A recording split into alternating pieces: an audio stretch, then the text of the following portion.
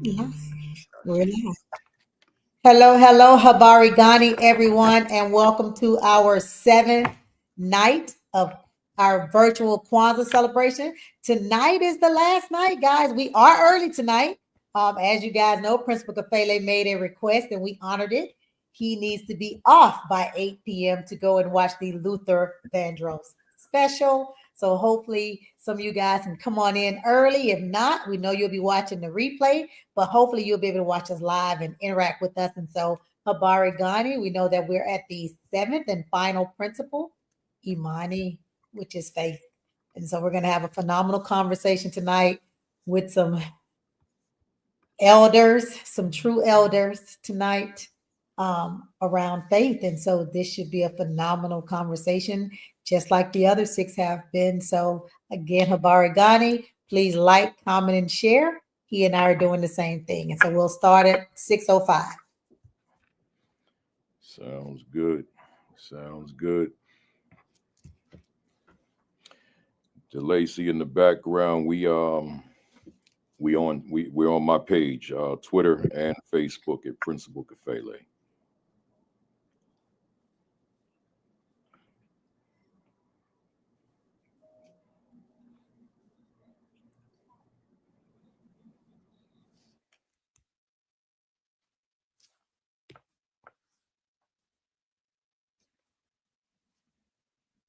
And you can share it directly, Dr. Stallings and Dr. DeLacy and others. You can share it directly to your page backstage. So it'll show you where you can share directly to yours if you want to.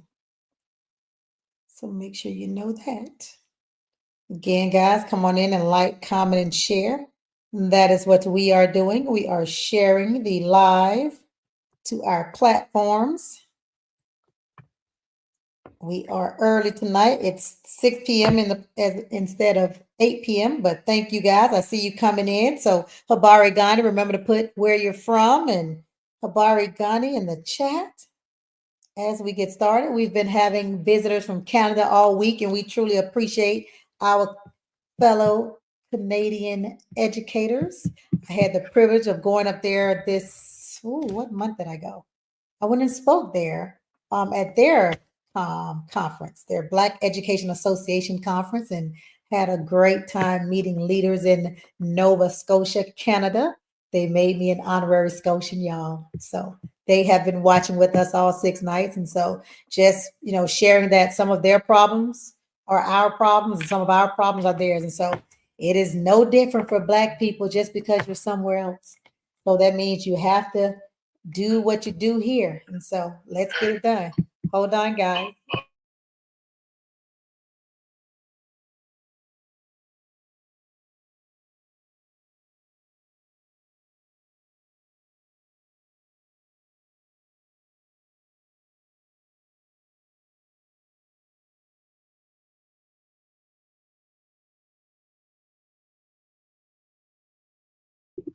So had a great time in Nova Scotia. I'm an honorary Scotian. And so Habari Ghani to my fellow Scotian educators. Habari Ghani to you guys all across this country. Hopefully you have been enjoying our virtual Kwanzaa celebration, which we have been doing now. This is our third annual. And so we've had the privilege of having different guests every year for 7 days. And so thank you to those who are rounding out year three. Guys, we started powerful, we're ending powerful. This has been one of the best Kwanzaa celebrations I've ever attended, not just because it's Black Educators Rock, but just because of the value that has been imparted by these experts and activists and educators. It has been top tier. And so I have thoroughly enjoyed watching them. And so, again, Habari Ghani to everyone that is here. Got some people talking in the chat. We're going to get started just shortly. And while we're waiting on Principal Kafele, who was having, hold on, I think he might be back. Yep, he's back. He had a little technical difficulty. Yeah. Hey, Dr. Alfonso, good to see you, man. Happy New Year to you. Doing big things. Looking forward to getting with you on the other platform too. You Parigani in California. Yeah, this is really early for you all. It's 6 here.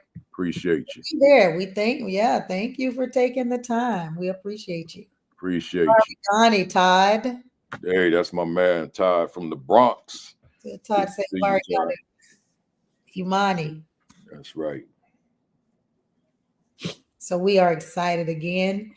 So we're going to get started, Principal Kafele. It's about 6:06, and so we gave that 5-minute grace period. Even with your technological snafu, we still on time. So we're doing great. And so you want to talk a little bit about Kwanzaa first 6 nights? Yeah, to the fam out there, we've been discussing every principle, but we've also been discussing the passions of our guests. Whatever their passions are, whatever their focus is in their work, that's what we've been doing, because there's so much good in terms of the work that all of them do that have been with us all week. And we've been kind of just having a brief conversation, Dr. Chester and I, on the principle of the day. And real quick, today is Imani. This is the last day. And one of the things that I wanted to say last night that I wanted to say but forgot to say it when the time was appropriate was last night was New Year's Eve in the world. But in the Kwanzaa world, in the evening of the 6th day, Kaumba is what you call a Karamu, Karamu, Karamu. And that's the time of the feast.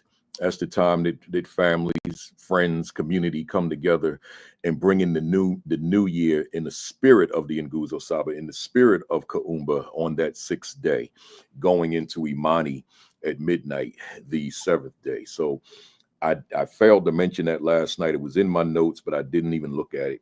So I wanted to say that now. But in terms of today's principle, here we are, New Year's Day, Imani, the final day of Kwanzaa. I just want to read this definition. I'm going to read it a few times tonight. To believe with all our heart in our people, our parents, our teachers, our leaders, in the righteousness and victory of our struggle. So that's the formal definition of Imani relative to how Dr. Karenga designed the holiday and defined the principles. So in terms of me, and I'm going to keep this extremely short, I took over a school in 2003 called Patrick Healy Middle School in East Orange. And one of our guests who's on here, he was my assistant principal, and that was his first administrative position, Dr. Vincent Stallings. And the school, I came there July 1 to be the principal. And July 5th, I got a letter from the State Department that indicated that the school was considered persistently dangerous, the most dangerous school in the northern half of New Jersey. Now, none of us believe that, but that's what we received. So that meant that under No Child Left Behind, the parents can transfer their children to schools that are deemed safer. So they could literally all transfer out. So instead of that happening, I called for this big public meeting, all the parents and anybody from the community that wanted to come. And I'm giving you this in the context of Imani. So I spoke to the parents and I told them, no need to be afraid. And I hope this doesn't come across arrogantly, but I'm going to say it. I said, no need to be afraid or intimidated about your child being in this school because I'm here, right? Because I'm the leader. Right. That's what I told him. How old was I back then? I was 42. And I said, so keep them here. So only one parent sought a transfer. And after about a week or two, that parent wanted to come back in, wanted that child back in. Now, some of y'all going to get mad at me how I responded, but I told her, can't come here. Right. Because you didn't believe in me. So you keep your child where you are. Right. But why do I bring that up? Because of Imani. Let me read that definition again. To believe with all our heart in our people, our parents, our teachers. Now, this is the one, our leaders, and the righteousness and victory of our struggle. So that part where it says leader, I was that leader, and those parents believed in my leadership and kept their children in that school. After that year, there were 6 other schools on that list. They were all in South Jersey, which is closer to Philadelphia. After that year, we were the only one removed from that list in year 1, right? Those parents believed in the leadership, the school, my staff. We made it happen. So again, believing in our leaders, that matters. If you're gonna lead and folks don't believe in you, then you're really not leading at all. It's just a collection of people gathered together. Enough said.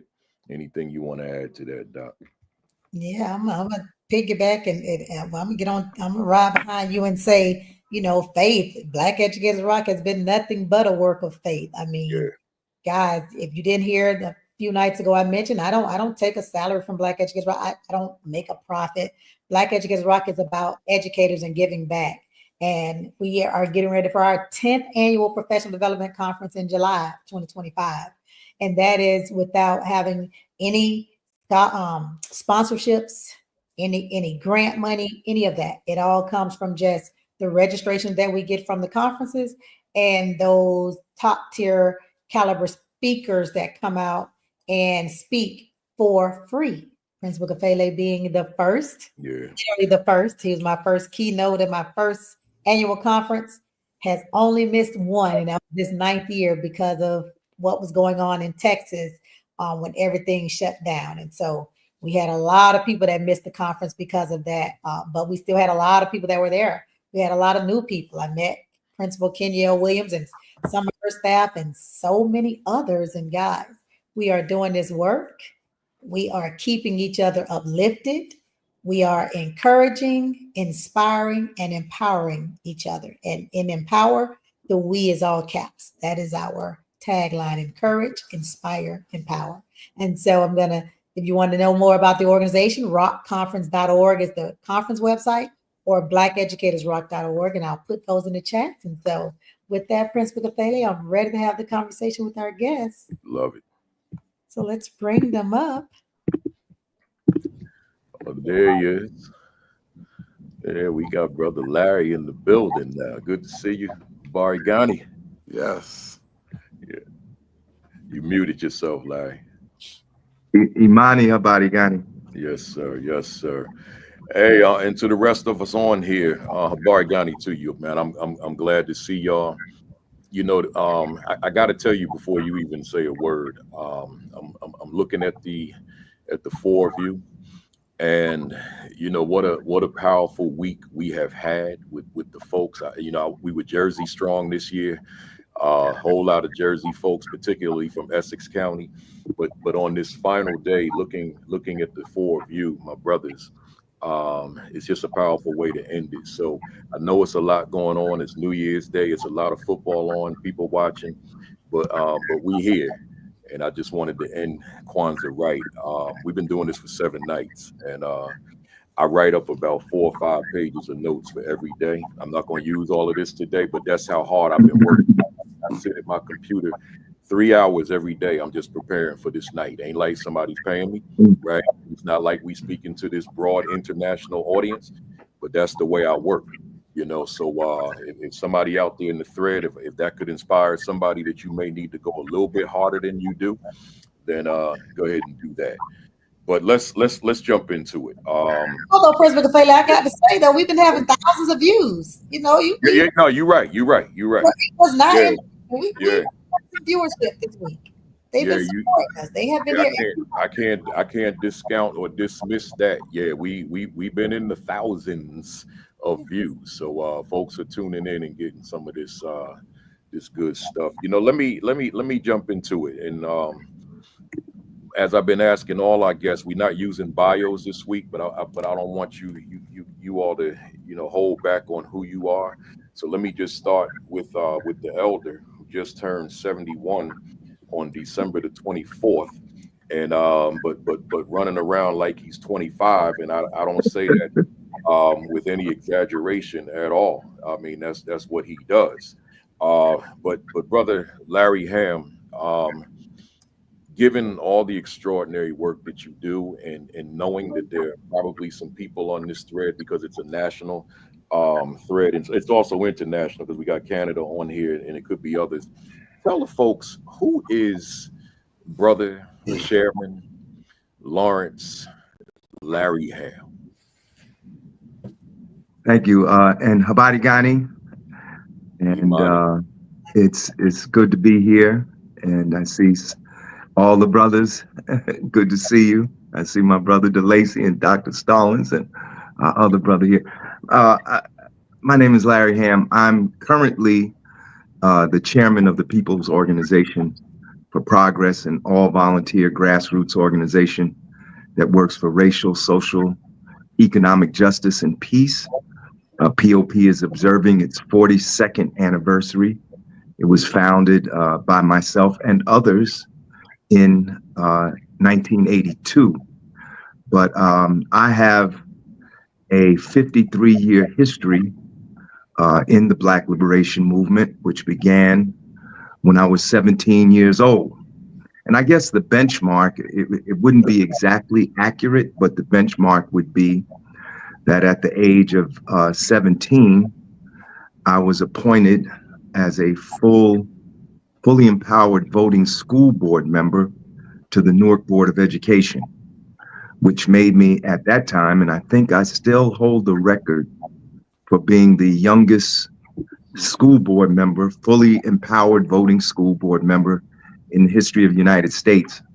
I wasn't even old enough to vote. That happened. I'm not going to go into the story, but that happened as a result of the Black Liberation Movement. All that was associated with that. Newark was one of the hubs of the Black Power movement in the United States, and one of the leaders of that movement was Amiri Baraka. Relevant to tonight's program, I met Amiri Baraka in August of 1971, and I celebrated my first Kwanzaa under his leadership in December of 1971. So I have been observing Kwanzaa now for 53 years. I'm not the oldest person. In fact, one of our members just passed. His name was Amanifu Williams. He was a member of the US organization in Los Angeles in 1966 and was there when Kwanzaa was created and when the first Kwanzaa was held. But the last thing I'd just like to say with regard to Kwanzaa is that the founder of Kwanzaa is still very much alive, Dr. Maulana Karanga. And I would urge people to go to the official Kwanzaa website and read Dr. Karanga's annual Kwanzaa message. You know how we have an annual theme for Black History Month every year? Dr. Karanga, who created Kwanzaa, provides an annual message, and he has a message there this year. People can go, I'm not going to go into it, people can go and read it for themselves. And just lastly, I would like to say with regard to Kwanzaa that I came to Kwanzaa through Amiri Baraka. Kwanzaa was born in struggle, born out of the Black Liberation Movement, born as a liberatory response to cultural imperialism, but it was birthed in Los Angeles in the aftermath of the 1967 rebellion. Who brought Kwanzaa to the East Coast? In large respect, the person responsible was Amiri Baraka, and at that time, he was Imamu Baraka, which was actually not only his name, but it was his rank in the national organization, the Congress of African People. He was one of 4 or 5 imamus at that time.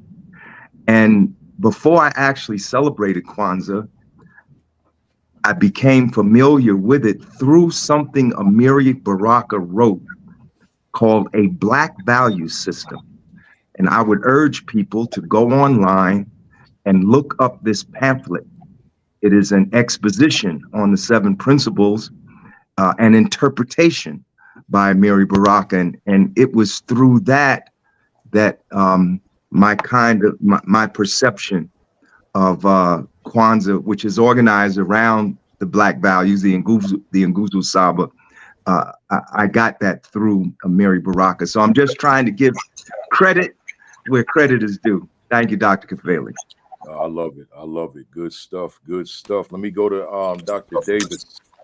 Dr. DeLacy Davis, we also have known one another for a long time and consider ourselves brothers.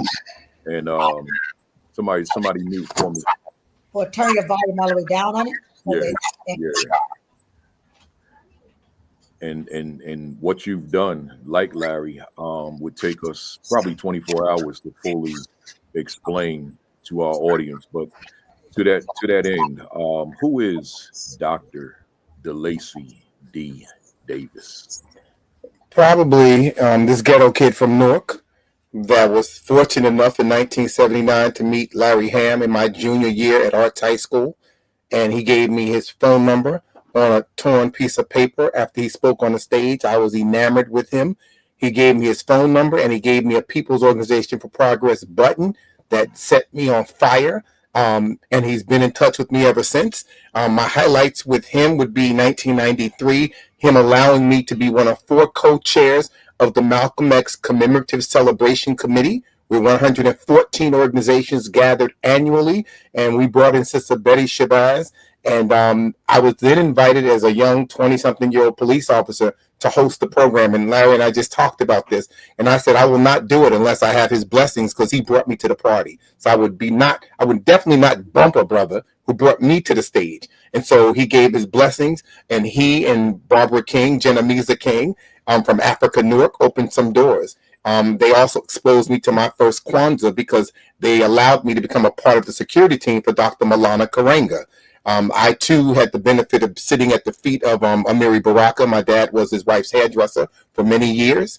And so all of that opened me up. I founded Black Cops Against Police Brutality in 1991 while on the police force in East Orange, New Jersey, because I was not understanding the disparity in treatment between white suspects and black suspects. I didn't understand why we were locking people up in a black and brown city for drunk driving, and my white sergeant came to work drunk every day and drove the police car. And so I started asking those kind of questions that got me in trouble. And so I founded the organization, and so we've existed now for 33 years, and we've gone from being on the streets and doing what Larry still does, which is protesting and hitting, beating the noise on the street corners, to now producing 7 EDDs or PhDs and doing academic work, which of course my research is in that area, police use of force and implicit bias. I think our highlights around the Kwanzaas, we had 12 years consecutive of some of the largest Kwanzaas in the state of New Jersey, again, supported by Larry Ham. But we brought in Dick Gregory 4 or 5 times. We brought in, the last one was with Minister Louis Farrakhan in 2004. I knew they were going to shut me down after that, and they did. But I'm excited about it. In 1995, we brought in Queen Mother Winnie Mandela from South Africa, and that took all hands on deck to get her here. And then Congressman Payne, and then finally Dr. Joy DeGruy. I am a brother from Newark, New Jersey, who still lives in Newark, New Jersey, because I recognize that for young brothers, sisters, and others, to be able to touch a black man who's had this much history and been embraced by a village like this, we don't usually exist in the streets, in the hood, where our children can touch us. And so the stars that they look up to happen to be either people who get paid millions of dollars to hit a ball, catch a ball, throw a ball, or knock somebody down with the ball. But there are lots of black men and women and brown men and women who are making an impact in the world, but they're not able to be touched by our young people. And so I choose to be here. You know, up until my mom's passing, I adopted 4 children from the streets of East Orange and Newark while a single dad on the police force. I have 1 birth child before adopted children. The youngest was about 12 then, the oldest about 16. And Jarissa told me to tell both of you hello. She just came by today with her daughter, and she was your student, and that's how you and I became brothers, because you were the principal. And so I get to speak about you both as a parent dealing with you, and then as your brother and colleague. Finally, I would say that and that kind of work has embodied all that I do. It embodies all of the principles of Kwanzaa. My daughter Ayla did not know Christmas at all because she grew up embracing the Ngozo Saba. And one of the things I often would say to black people, that if you want something different, then you must do something different. You cannot dance to the tune of the former slave master and now his children and wonder why you're still getting the same result, because you're still playing the same game. So that's it in a nutshell, who I am. And thank you for the opportunity. Oh man, I thank you. I thank you. Let me go to my brother, Dr. Vincent Stallings, who has just done phenomenal things, going back to the classroom as a teacher of the year and now being a long time. I think you've been a principal longer than I was at this point. And but let me ask you the question: who is Dr. Vincent Stallings? You know, first of all, thank you for having me. I feel honored to sit on this panel with such great individuals whose careers I've watched over the last 30, 35 years in the making. Sometimes I wake up and I'm not sure I've really answered that question because, you know, there's still so much work to be done. But I will say, you know, I'm just a kid from North Edison, from the woods of North Edison, right down the street from Potter's Crossing, right? Where I grew up with folks who knew nothing about Kwanzaa, but lived the principles every day, right? Because they understood the legacy, they understood where they came from, they understood where they needed to go. As you know, they migrated from the South and various parts of the country up north. So I try to honor that in terms of you know, really focusing in on those folks who raised us, our parents, our uncles, our grandparents, and seeing how they struggled to make a way out of no way. I try to honor that through education. Kafeli, you're absolutely right. It's about 22 years now. But, and you probably don't, I don't know if you noticed, but my first teaching job, and probably the most rewarding because it really set me on a path to want to be in education, was at the Nyeri Institute in New Brunswick, New Jersey. I taught there for 2 years, free of charge. You know, they didn't have any money, but they had a program, they had a platform, they had a blueprint of how we liberate children through education. So that's kind of, you know, my foundation. I think tonight, as we delve into faith, I think faith is the cornerstone of the Ngozo Saba. That's just my personal belief, and I know people have theirs, and of course I respect that. But without faith, without the ability to believe in yourself, and you speak about faith, you also speak about trust. It always reminds me of my parents, particularly my mother and father and my grandparents, because if they didn't have anything else, they had faith. That's right. If they didn't have the big time job, they still had faith. If they didn't have, you know, they didn't, you know, we get all these accolades, you know, all of us, we work hard, we've been doing this for 30 years, collectively, maybe 200 years, right? But they did it at a level, they never got the accolades, That's but right. they still got up in the morning, they went to work, right? They knew the Ngozo Saba, they knew the 7 principles of Kwanzaa, not in a formal way, but they lived it. That's right. All right. So I really appreciate, you know, Dr. Karenga kind of crystallizing this for us. But the most important piece for me is to understand that our people collectively have been thriving, they've been striving, and and they've been using these principles, probably unbeknownst to them. My grandfather came and was run out of the South. And when he got up to New Jersey, he opened some businesses. He opened a junkyard, restaurants, and all of that stuff. But one of the things that he did, he purchased plots of land for all of his children, 13 children. Wow. And said to them, you want to build a house? Here's your plot of land. Some took it, some didn't. But if that's not faith, if that's not a clear vision of what the Ngozo Saba and Kwanzaa represents, then what do we say? Yeah. So when I go and you know and you got to have faith in all of this, because there's times and you know, you wake up in the morning. You know, I'm 61. I'll be 62. You know, some days, man, because last couple of years, it's been tough for me. Yeah. Right? And you wake up and you say, you know what? It's time to pass the baton. but it's the faith that keeps you going. It's the belief in those children. That's right. Right. And so I'll say I'm just a humble guy, just trying to do the work of our ancestors, brother. I love it. And you're doing it. You're doing it. I appreciate that. Brother Darren, I'm gonna talk about how we met later.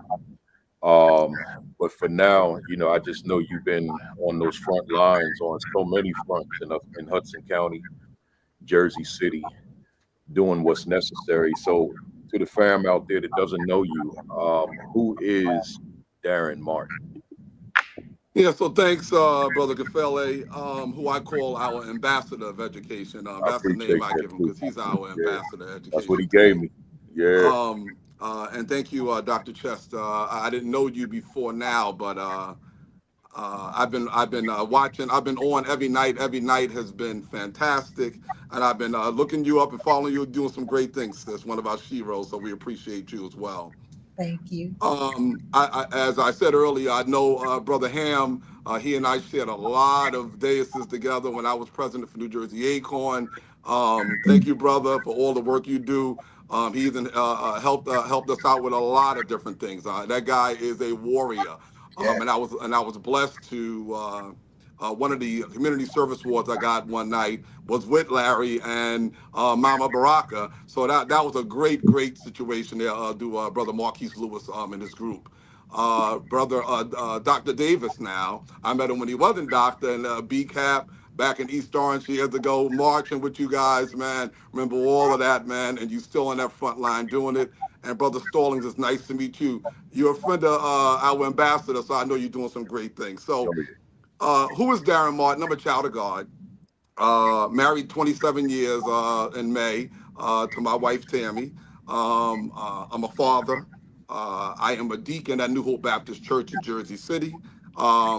I am a secretary treasurer for a labor union, so I'm a labor leader with District 1199J.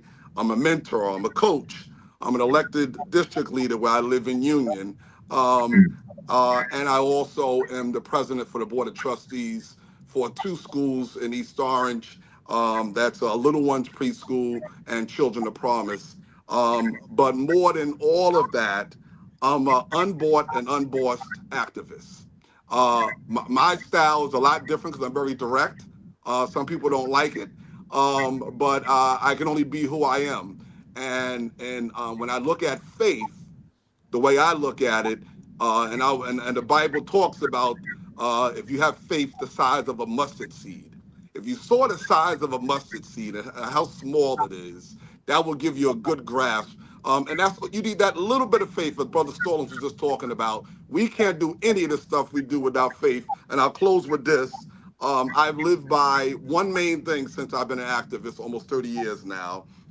And that is, in order to save our people, we must serve our people. And in order to lead our people, we have to first love our people.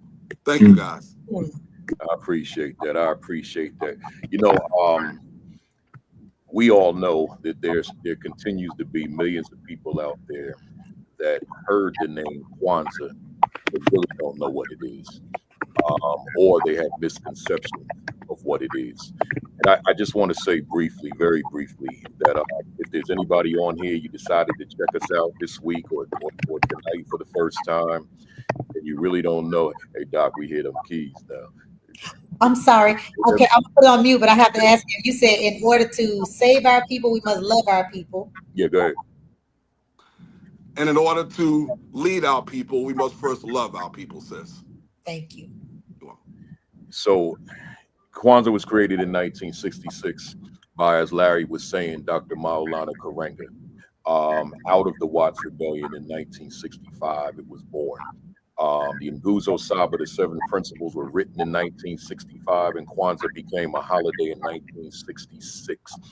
But Kwanzaa is a vehicle for what's known as the Ngozo Saba, the 7 principles. And I just want to give that to anybody out there that may not have ever heard of them before. Kiswahili and English, umoja, unity. Kujichagulia, self-determination. Ujima, collective work and responsibility. Ujamaa, cooperative economics. Nia, purpose. Kaumba, creativity. Imani, faith in Ngozo Saba 7 principles. And I can say definitively that I live these principles in the way I live, but I've got one that really embodies who I am, and that's self-determination. And a close second, probably a 1B, would be purpose. But I want to ask the 4 of you, and I'm going to start with Larry again. I'm going to go in that same order. Hey, Larry, if, thinking about who you are, what you do, how everybody knows you, if you could zero in on one principle of the Ngozo Saba, what's that one that you would say embodies who Larry Ham is as a warrior out in the streets? That's a difficult question to answer. To pick one, I have 2 favorites. One is Nia, and the other, which is purpose, and the other is Imani, which is faith. And my daughters bear those names. Yeah. Those are their legal names. My oldest daughter, Laini, her name is also a Swahili name. And in fact, my first wife and I, the mother of Laini, we were married by Amiri Baraka. Then at that time in 1974, he was Imamu Baraka. My middle daughter, Nia, recently married. She had 1 son, Eli, a year ago, and she just had another son, Kai Adimu, which Kai Adimu Clark, which is my second grandson. He has the name Adimu because in 1972, when I returned from the National Black Political Convention, I was also the youngest elected delegate to the National Black Political Convention that was held in Gary, Indiana in 1972. I was so moved by that experience. Like DeLacy, I'm raised up out of Newark, New Jersey. And for me, Gary was a transfiguring experience. I had never seen Black people work, in such an Ujima way, collective work and responsibility. It was like we were a government and we were trying to decide the fate and the course and the direction for the Black nation. And after Gary, I asked Imamu, to give me an African name, and he gave me the Swahili name Adimu Chunga. And now my grandson, and I didn't ask for this, my daughter did this of her own volition. So to get to your question, it's difficult. It's between Nia, purpose, and faith. I guess I would have to put faith slightly above. And the reason I say faith is because Black people have faced such almost insurmountable odds in our struggle for liberation since we were brought by force to this country, and that we have been here literally in the belly of the beast. And although that's a metaphor, it actually materially describes the fact that the United States is the epicenter of worldwide imperialism. That imperialism was made possible by the wealth stolen from our enslaved ancestors. Consequently, they built the strongest system of oppression probably in the history of mankind. And that's what we've had to fight against. And our victories have been outnumbered by our defeats. We have had defeat, we have had victories, but these victories are few and far between. What carries us from one victory to another? What carries us from one victory over 10 defeats to another victory? It has to be faith, but faith not just based on a metaphysical phenomenon, but faith based on the miraculous things that we have seen our people accomplish. The very fact that we are here today, that we were not exterminated, that we survived extermination is in fact miraculous. The fact that we had so many slave rebellions, not just Nat Turner and Denmark Vesey, and we had so many freedom fighters, not just Harriet Tubman and Frederick Douglass. Those are the ones that our children are taught about. There were hundreds, maybe thousands of slave rebellions, most of them unrecorded. The fact that it was Black men that turned the tide of the Civil War, enabling the defeat of the Southern slavocracy. The fact that our people,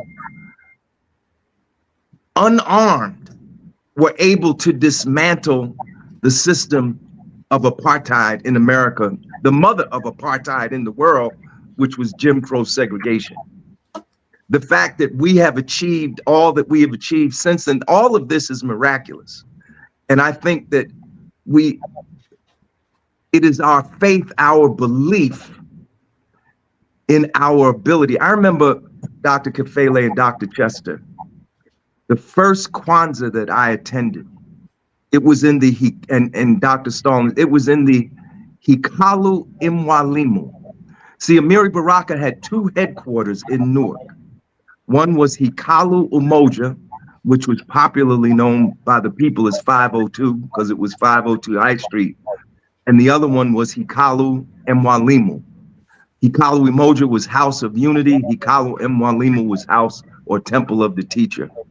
And at the first Kwanzaa I attended in December of 1971, I remember Amiri Baraka's wife, who is still with us, Amina Baraka, sang a Kwanzaa song.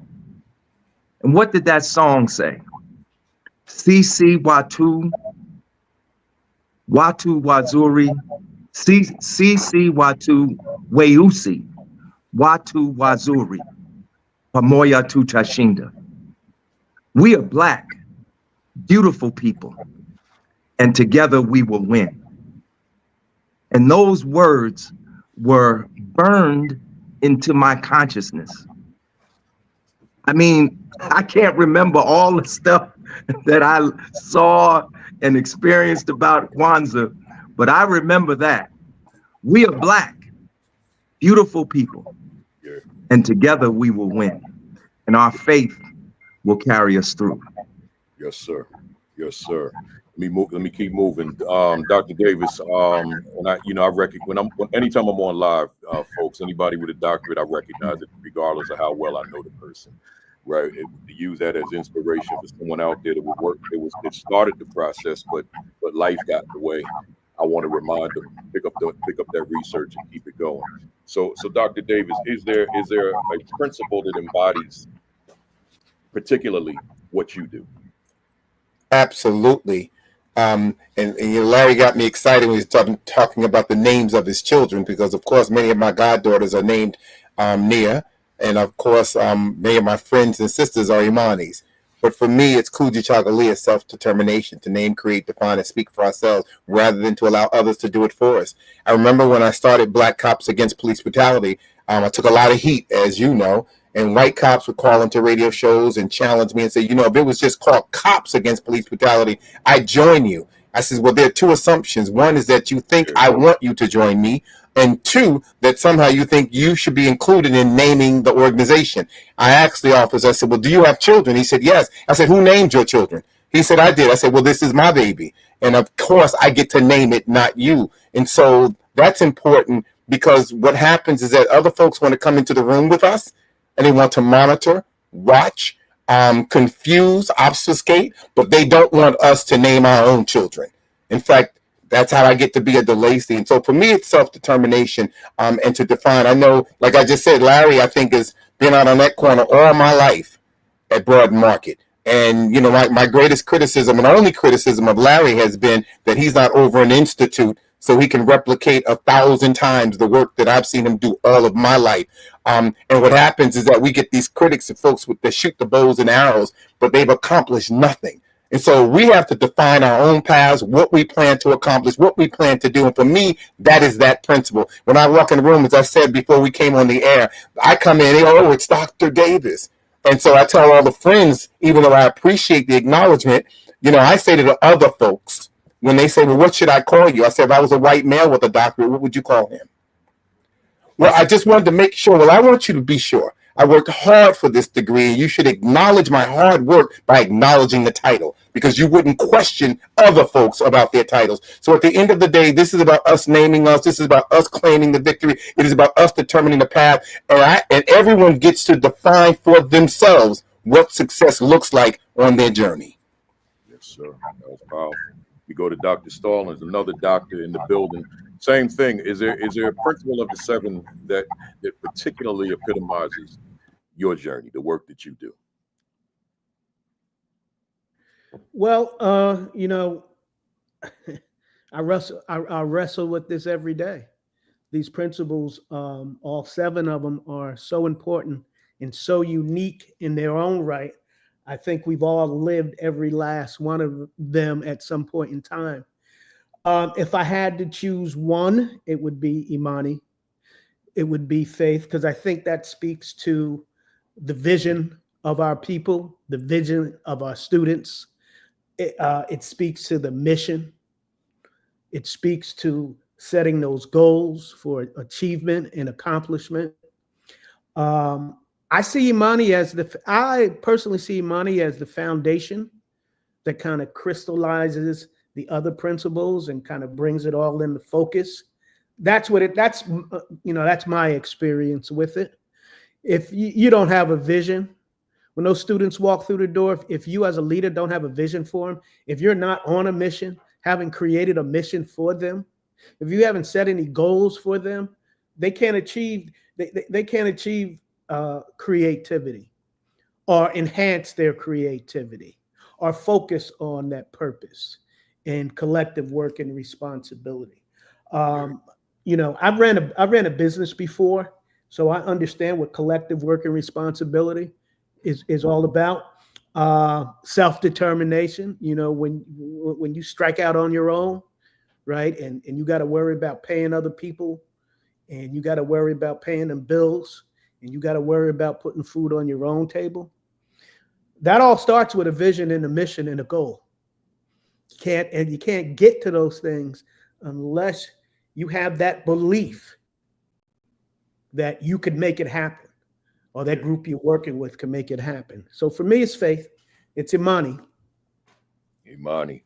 And lastly, Brother Darren, same thing. What is there that one principle that pretty much epitomizes the work that you do?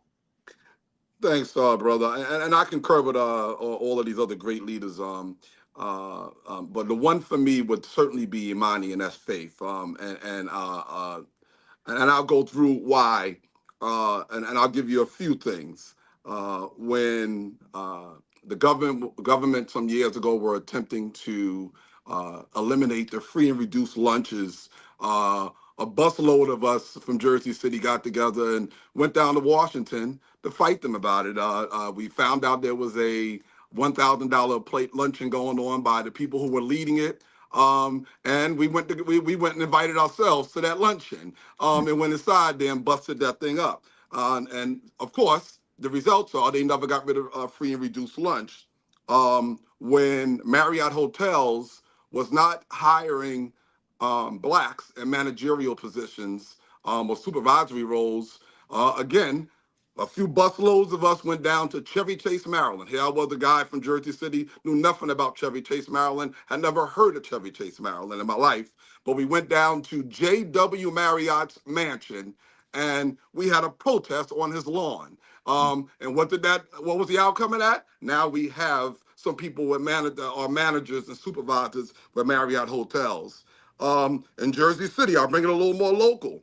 When elected officials were claiming they couldn't find the money to build the Mary McLeod Bethune Life Center on MLK Drive, we knew there was $2.6 million set aside for it, but the then mayor at that time acted like they couldn't find the money. So we challenged them on that, met them right there on the dirt when there was no building built there. Of course, that building sits there today.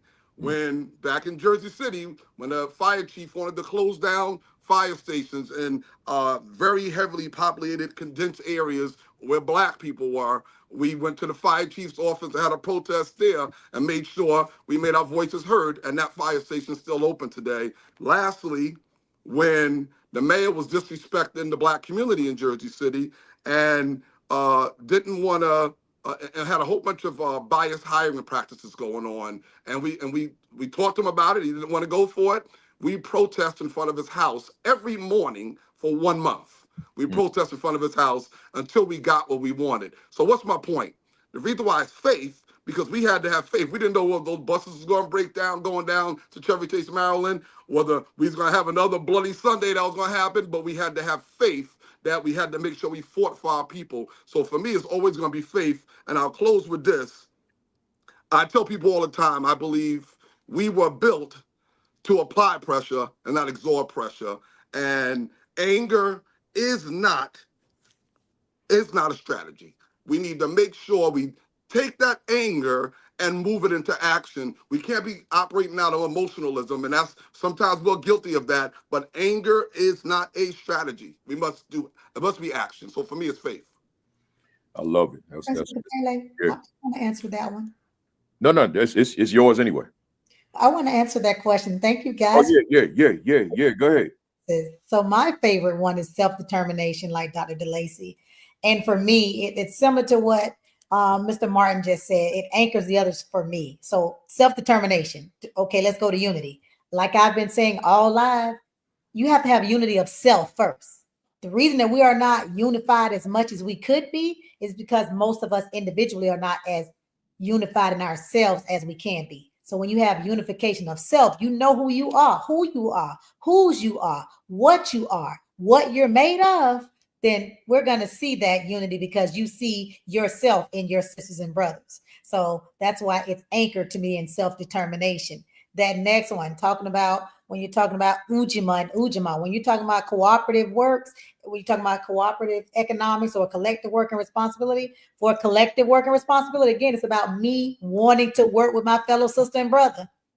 It's about me wanting to be with them. Yeah. So that collective work and responsibility cannot happen without me understanding that, hey, they might disappoint me the first time, cooperative economics. I might go shop at that Black store, that Black restaurant, and it might not be the experience that I wanted it to be. But because I love me, because I got umoja, and I have self-determination, all these other things, I'm going to continue to support that business.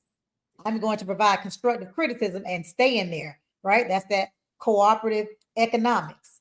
That goes with it as well. Creativity said to believe, right? So to believe in my people, my race, my community, etc.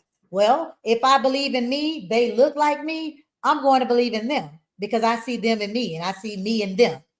I am because we are because I am, right? So I'm going to see that. And lastly, faith without works is dead anyway. So all this faith that everybody be saying they having, if it ain't happening in action, is it really faith? And so you see my faith because you see my walk matches my talk. And so mine would be based in self-determination because those others surround it, because it's all first about me, self. And that's what we have to get as Black people. I love it. That part. Good stuff. Good stuff. Floor is yours, Doc. Listen, thank you all for that question. So we have educators, we have real estate personnel, we have entrepreneurs, we have a lot of different people in the audience. And so, this question is going to be more generic than it is just education based. It was something that I think it was Darren said it, and somebody put it in the chat, if we believe in our children, right? If we believe in our children, you say we believe in our children, then everything else should come, right? Because those are our children. And so I want to just focus on what are we doing, each one of us individually, what efforts are we implementing to make sure that we are focusing on the children, because we know it is better to build children than to repair broken men. And so we've spent a lot of time sometimes trying to heal, dealing with trauma, that some of that trauma is beyond healing, and we need to be looking at the young ones. And those young ones start as young as 24 to me, right? Because everyone's talking about this generation that's, about two generations up under me, how lost they are. But if they lost, it's because of my generation and the one before me. And so again, I'm always looking at me to figure out how do I impact whatever's going on. So when it comes to young people, what are you doing in order to help kind of wash away the narrative about our young people? That's for anybody. Go ahead, D. I'll jump in there. So, a lot of things. Let me say, at the Family Support Organization, over the last 10 years, I've had 118 college interns come through my office. They spend 1 year with me and my staff, hands on. They're bachelors of social work students, masters of social work students. They come from 9 different colleges and universities. We started at Rutgers University, where I teach part time, but we pulled them from 9 different, including Columbia University. They come from all different races and backgrounds, but we designed it for our community, mostly because if you want to be a social worker in New Jersey and you happen to be a black male and you happen to come up in an urban community and get a criminal record, no other place will take you for an internship with a criminal record.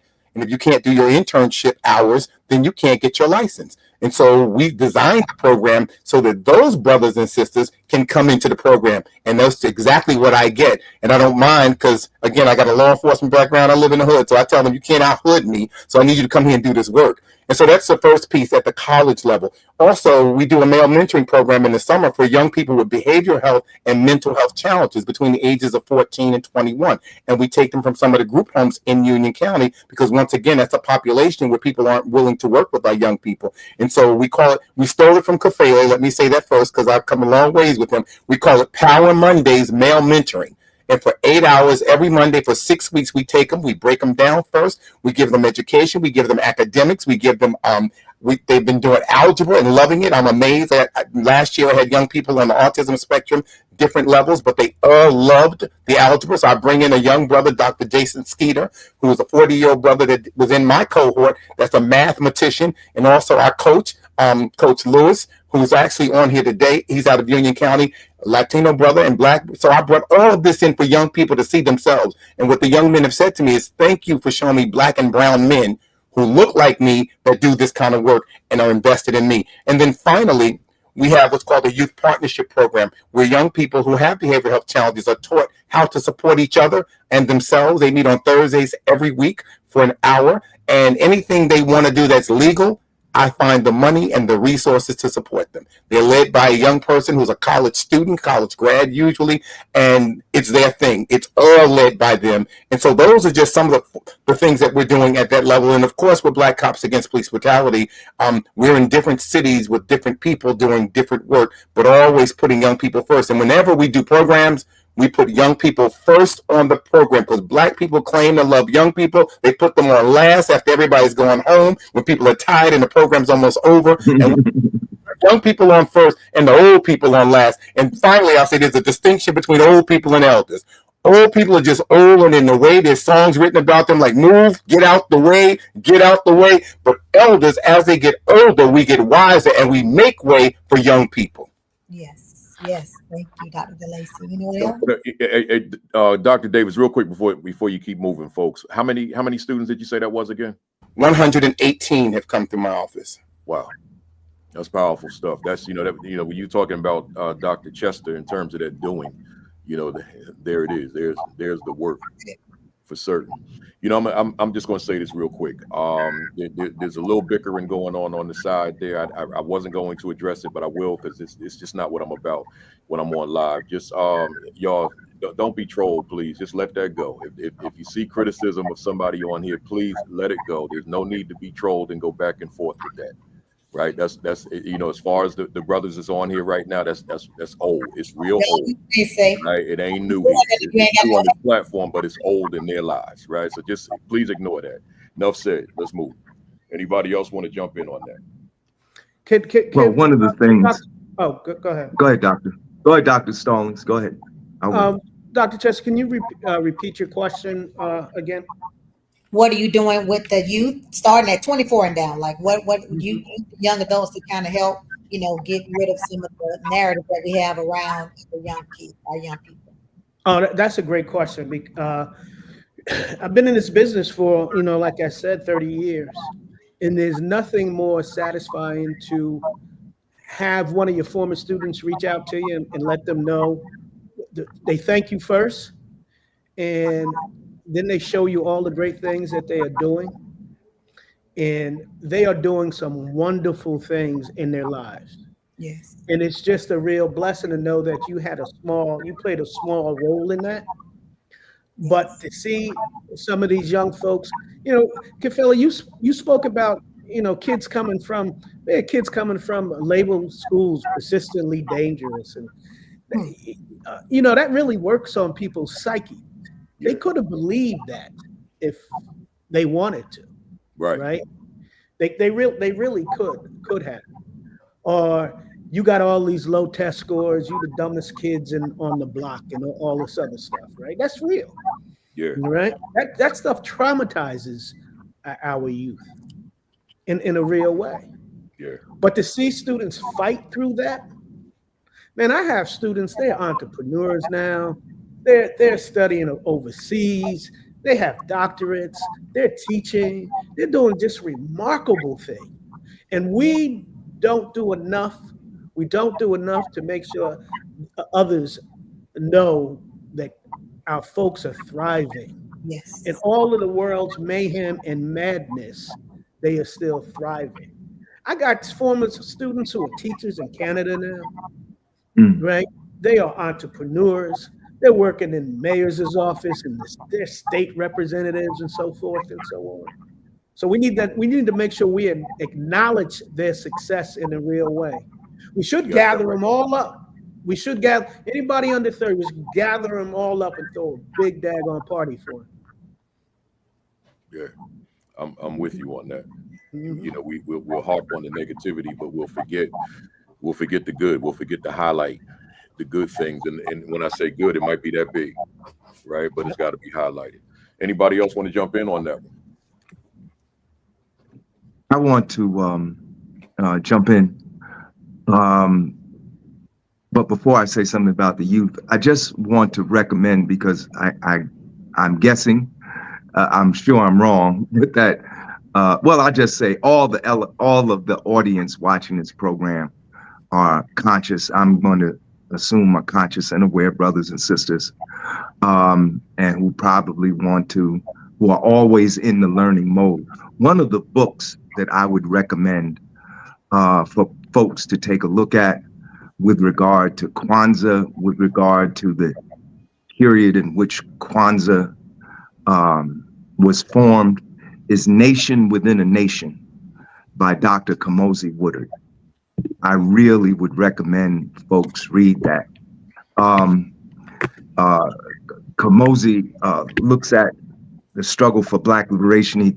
I think he takes it all the way back to the 19th century and brings it up. He brings it up to about 1973. And I know a number of years have passed since then, but that's one of the best books. And plus, Kamosi was in the movement. A lot of people write books about movements and they're not in those movements. They are observers of those movements. And there's nothing wrong with being an observer of the movement. But I'm just saying it's even better. It's like, the icing on the cake when you have someone who was actually in Baraka's organization, who goes on to write a benchmark work. And like that book is used in many Black studies programs all over the country. The other thing I would say that there's a growing... Larry, real quick, yes. I'm doing like James now in the morning, but real quick, it's like the ones that write about teaching and learning in school leadership who have never done it. Exactly. Exactly. It bugs me. Go ahead. Exactly.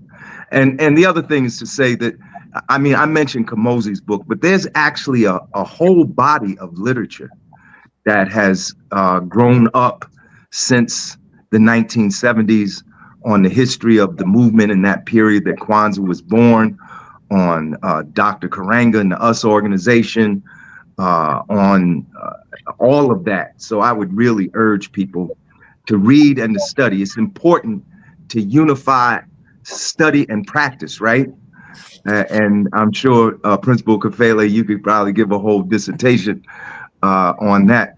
In the People's Organization for Progress, We have a youth wing. It's called the Popcorn Kids. Yeah. And the Popcorn Kids, we've had the Popcorn Kids probably for almost 10 years now. And it's really a kind of supplemental education program. It's run by one of our members, Sister Sandra Hayward.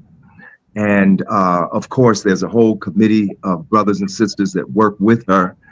And the Popcorn Kids have had monthly Black History programs for the past almost 10 years now. So count how many months in a year, multiply times 10.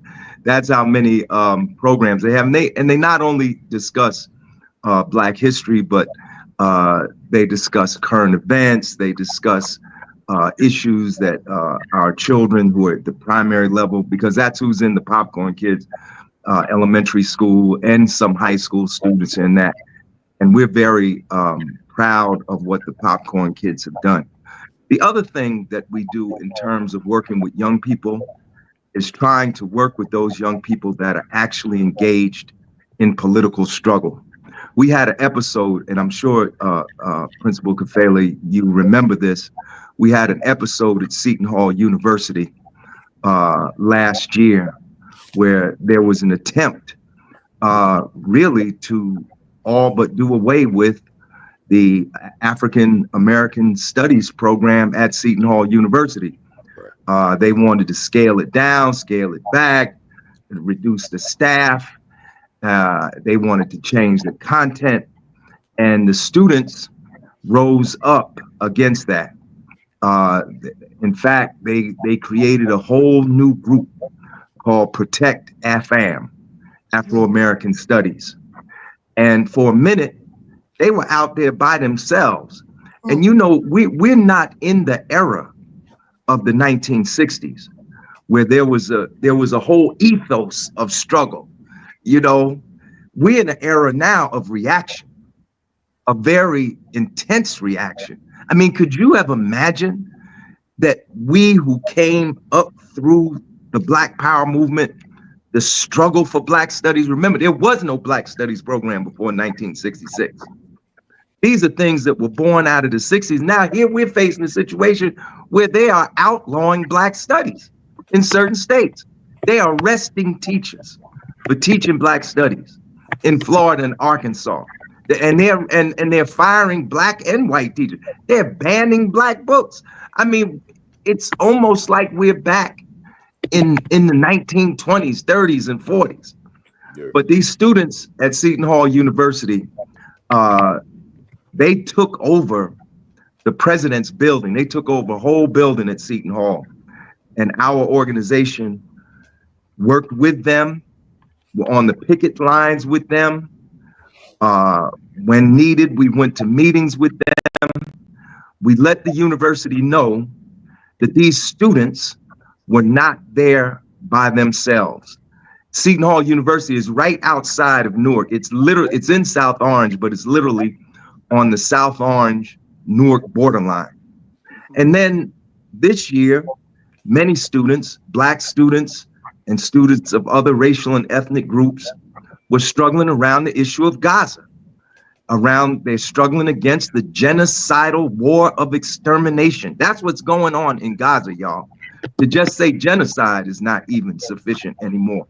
You know, they're attempting to exterminate those people.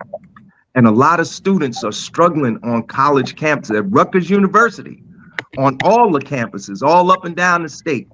Students set up Occupy areas and have protests. And Princeton University, where I went to school, students took over a whole section of the campus and camped out there till the end of the semester. Some students, for the first time in 52 years, got arrested. Princeton had never brought police on campus. They arrested students who were peacefully protesting, you know.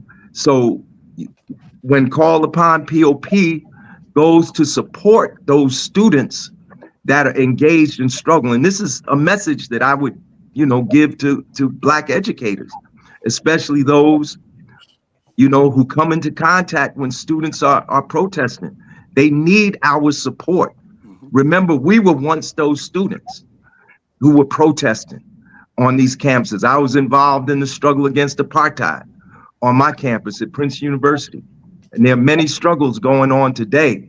So I hope that in whatever way you can, I know it's difficult. I know it's difficult when you work, if you got a job, you try to hold down your job, but it's important that the education community be aligned, that when the students are struggling for a just cause, Black educators need to come forward and vocalize their support and let those students know that they're not fighting alone. It's one thing to talk about Black liberation, to talk about we want to see Black people liberated and we want all these things. It's another thing when it goes down.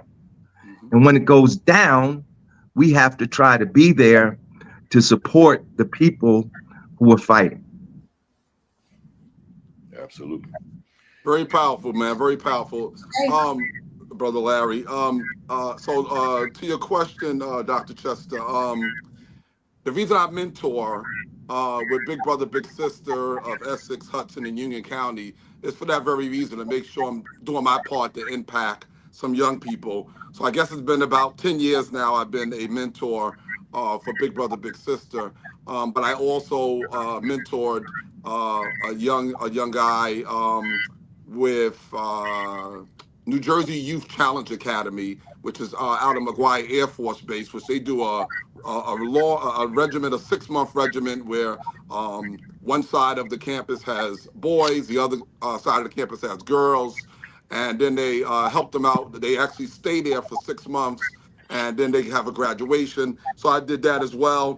The reason why I coach is I coached football and coached basketball was to help out, to try to impact young people. Then because I became a mentor with Big Brother Big Sister, my 21-year-old daughter, I guess kids watch everything we do. It encouraged her to want to be a mentor. So now she joined the program as well to get her. They call them littles and bigs. So we're the bigs, and then our mentees are the littles. So that was encouraging. On my union front, I deal with young people regularly because we take kids out of high school. Our union, we like to show that we're not just a union where we collect union dues from members that work at hospitals, et cetera, and just do grievances and help people get their jobs back. We want to impact young people. So we take them out of high schools all throughout New Jersey, and we bring them into physical therapy programs, nursing assistant programs, and then when they're finished the programs, they have their apprenticeships. And they get have a graduation, and we give them 100% job placement in one of our nursing homes, hospitals, assisted living facilities, et cetera. So that we do that on that front. Finally, with the NAACP, which I'll plug with my closing remarks about the NAACP breakfast. We're working on, we're doing the year of the youth this year because as we heard earlier, we can't do this stuff forever. We have to make sure we are bringing up people alongside of us to make sure somebody can carry that mantle and go forward. So it's our job to make sure that we are doing that part. So that's a great question, Dr. Chester. Thank you. Yeah, good stuff. Good stuff. I think everybody went. It's back on me. Let me go to Stallings. Education came up within that round of questioning, and Stallings. We talked about in the education space, but it's not confined to the education space. That there's a paucity of Black men in classrooms, particularly at the elementary level. So that percentage ranges anywhere from 1.3% to 1.9% of Black males in classrooms. But again, the bulk of them are at the secondary level. What are your thoughts on how we go about being a classroom teacher at the elementary level attractive to a Black man to want to pursue it, whether it be as a career or at least put in some years, and then and then we just keep the cycle going as we grow it. What are your thoughts about that? Well, they're not in secondary either, and I will probably get myself in a little trouble for saying this, but I actively go out and seek brothers to put in the classroom. I'm just being transparent. And the reason why I do that, because brothers bring a different vibe that is needed in education. It's not better. That's not the question. It's different. You know how powerful it is to have a black male algebra 2 teacher, Yeah. Yeah. a biology teacher that actually knows what they're doing in that class. And you're gonna be humble. So let me just fill in the gap that you're not going to give. And you were that teacher. And as a result of being that teacher, that science teacher, you were selected as teacher of the year for the entire district. I think it was district for the year, right? Yeah. Yeah. East Orange School District Teacher of the Year. So you embody that. You were that teacher, and you knew that you got to see it up close and personal what those results would be. But I digress. Go ahead. No. So it's extremely important. Dr. Stallings, before you finish, I have to read this comment. We have no black male teachers at our elementary school. And that's in Tulsa, Oklahoma. Yeah, that's that'll bring a tear to your eye. Yeah. And we need to have them black male teachers from K through 12. I've been fortunate to teach and lead on every level. So I know the power and the significance that a black male brings to the table. And we're not just talking about any black male. Understand me, competent, strong, conscious, or willing to become. or willing to become. That is it's so important. So I actively seek.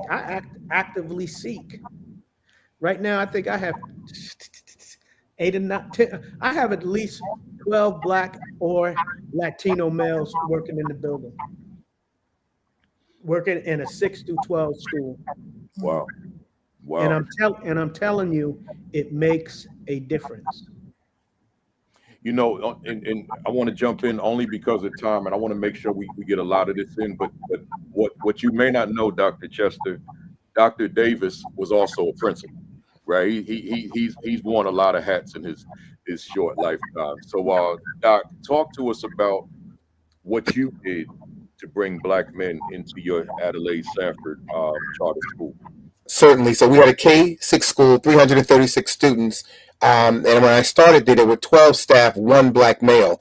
When I left, and by the time we were K-6, we added a grade every year. And when I left, I had 52 staff, and 19 of them were black and brown men.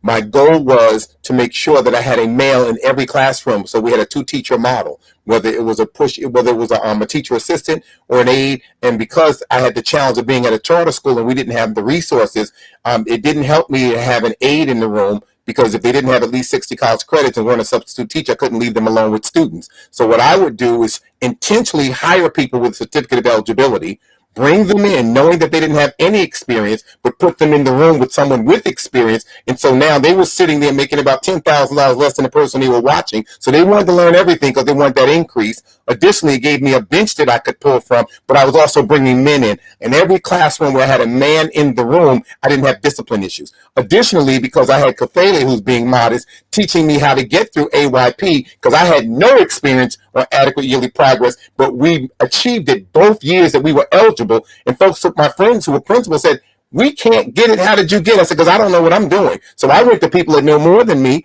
Kafele coached me every year I was there, along with 5 other principals who were at other schools, but I paid attention to what they taught me. So I made sure we got men in the classroom. One young man who's on here right now, and I won't name him, but we found out he had a criminal record after I hired him, and they made me fire him. I held the position open for 18 months. I hired a substitute for 18 straight months. And once he got his record cleared, he says, "I can't believe you held it for me. I need you. Our children need you." He's in his 14th year teaching now. And so it is that level of intentionality that we need if we want to see our children. They need to see themselves. I tell them all the time, it's very simple. Take a picture of this right now.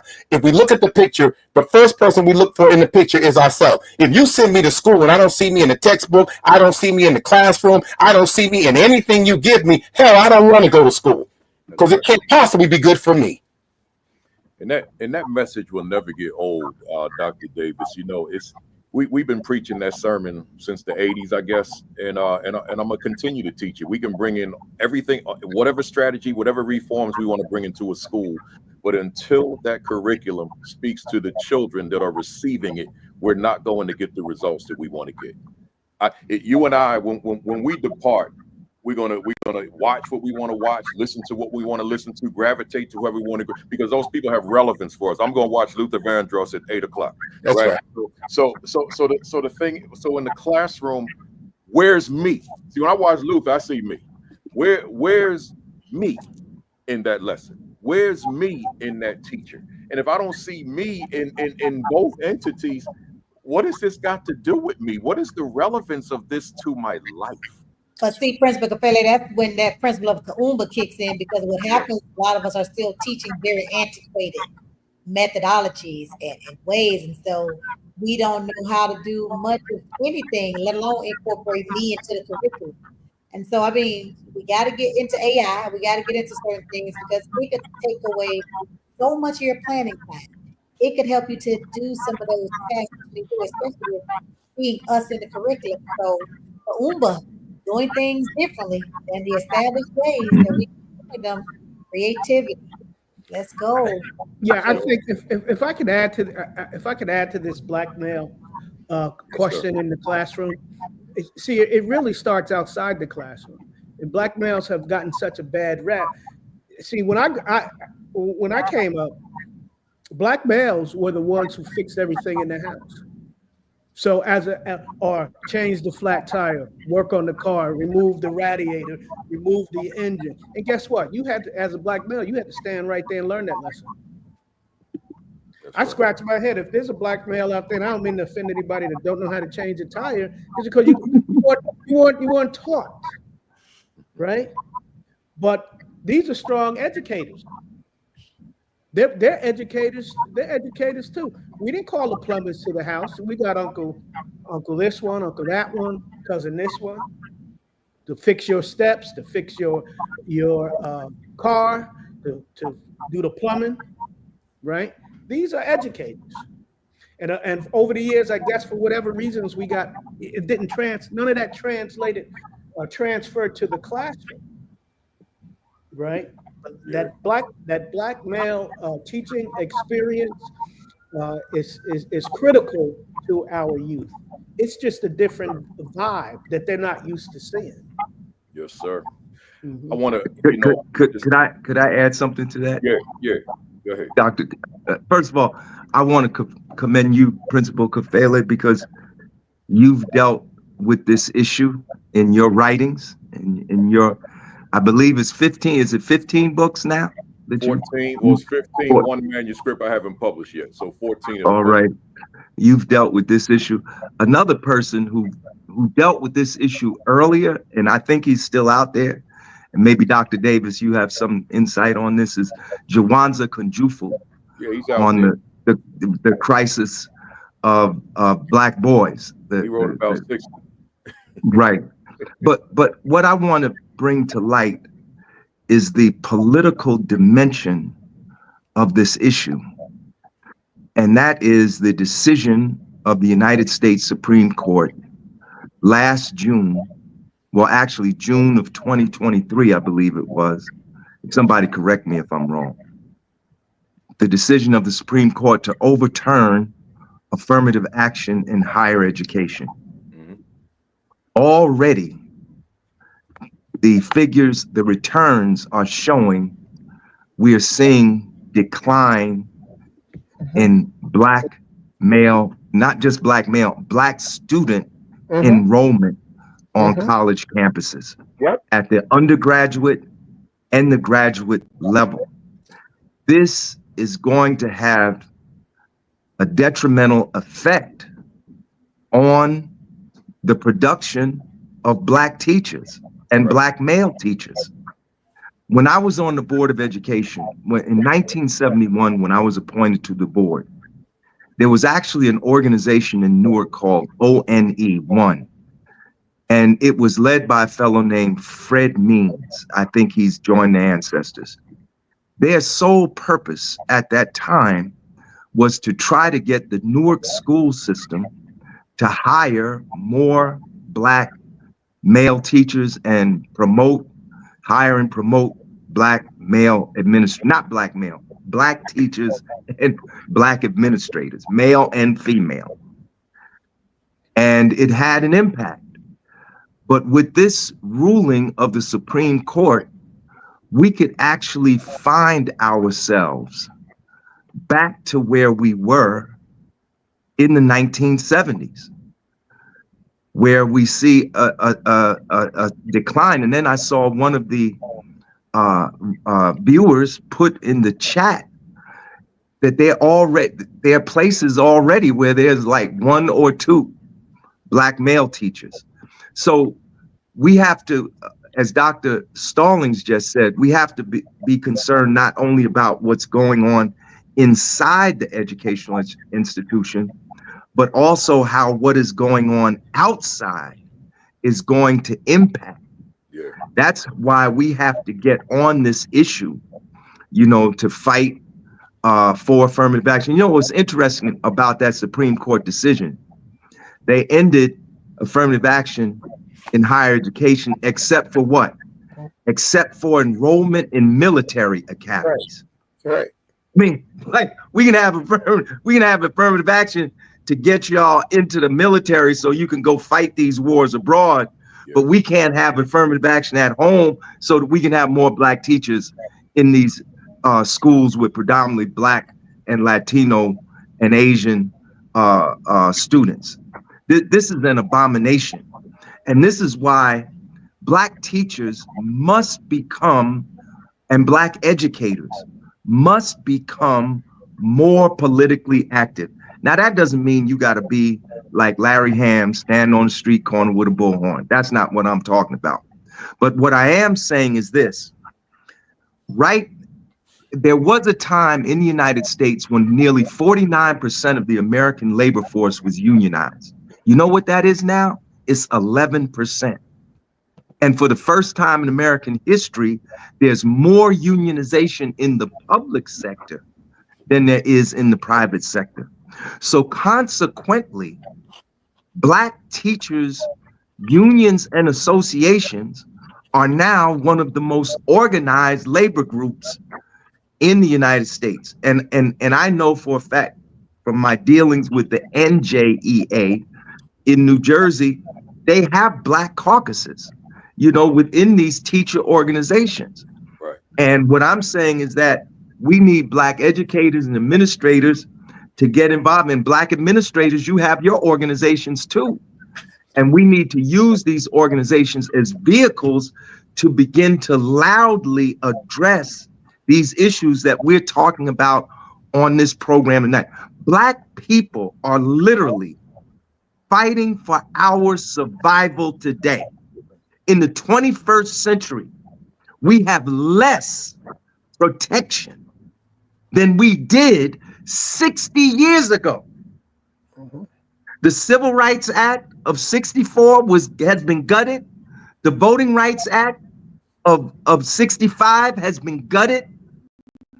And the irony is that we have more Black elected officials than we've ever had, but our actual power is not what it was in the 60s. In the 60s, when Kwanzaa was born, what was the big thing happening with education in the mid-60s? It was community control of schools. One of the biggest national controversies was the Ocean Hill-Brownsville struggle for community control of schools. What was happening in Newark? People were struggling for community control of schools. The other day, I was in a meeting. I was talking to somebody. We trying to get organized for our Martin Luther King march. I said, well, let's take it to the PTA. Somebody told me there are no PTAs. In a lot of our schools, there are no active PTAs. That's true. Absolutely. And that's going to hurt us. It's going to hurt Black administrators. It's going to hurt Black students. It's going to hurt Black people. The less organized we are, the less protection we have.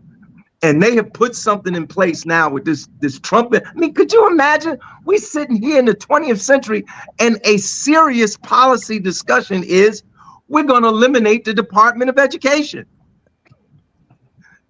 And you hardly hear Pete.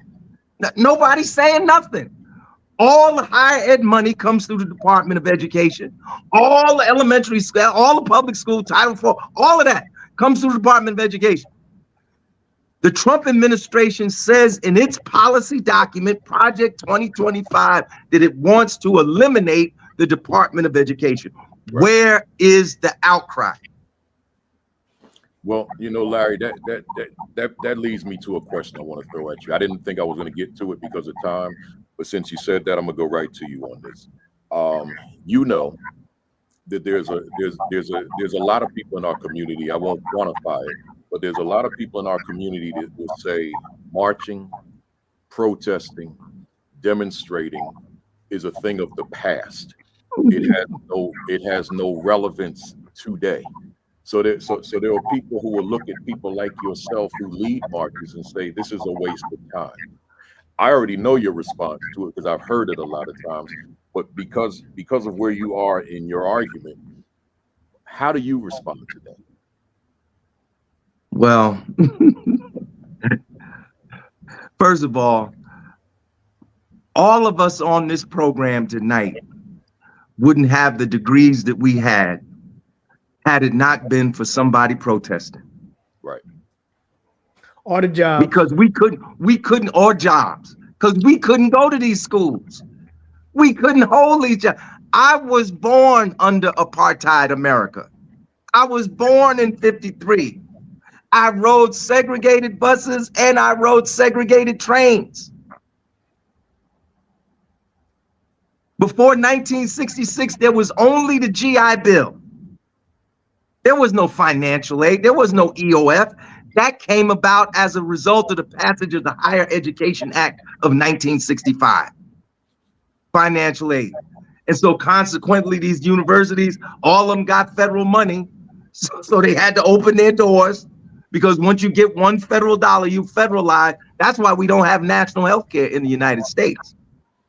Because the South refused, they said, we won't even take the federal money because we have national health care. That means hospitals gonna get federal aid. Once you take one federal dollar, you're under the federal laws.